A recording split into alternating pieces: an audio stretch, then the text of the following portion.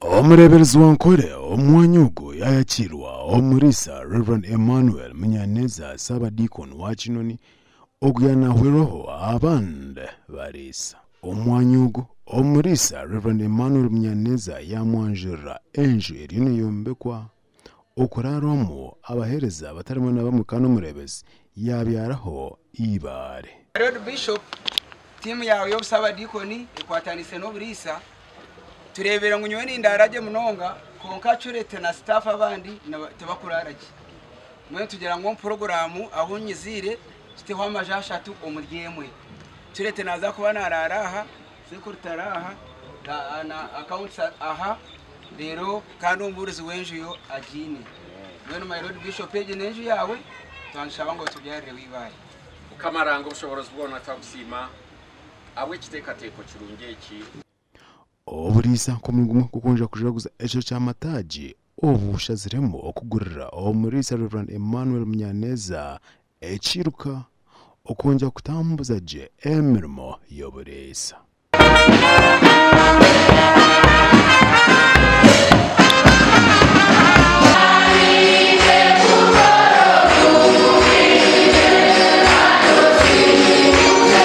Oltayayo Bishop Sheldon Mwesigwa omwanyugo yahamya abaronde bibere bana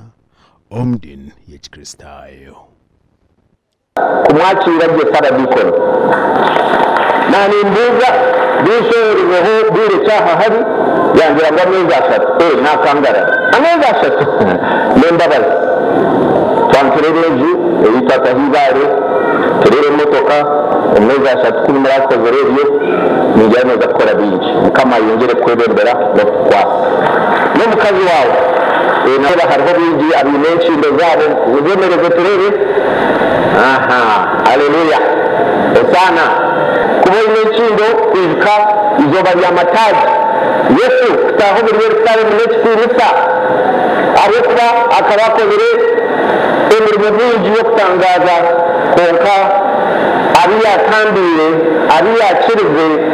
bagumari no kusima imwe nico cyararite mu karisa omugandi ishabarisa witwa Ryambara Archdiocese Grace Lambert Binumugisha yasima abikiriza abatwire omutsibo abukunja kukoratera eberagiro byedin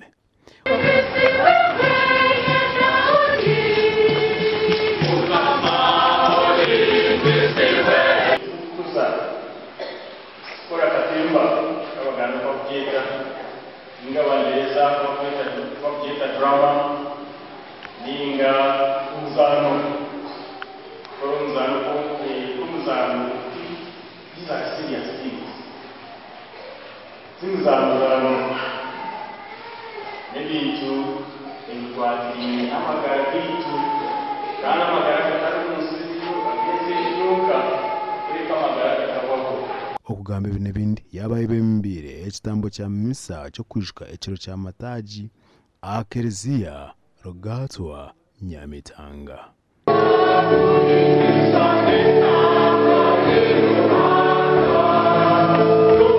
ogona yashaba abantu kwehara okukoresa orurimi orubi ombwire obutyontongera kwerera obwakaruru tushoza nibugambo tushoza niwadegisiwe tutekatekaho kandi intwaro tugamba tubone kushorora mu kumanyugango turahanganse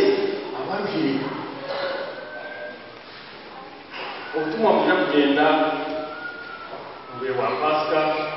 aba TV West ndisenyomo Gideon Omurampara na Ale Waiswa.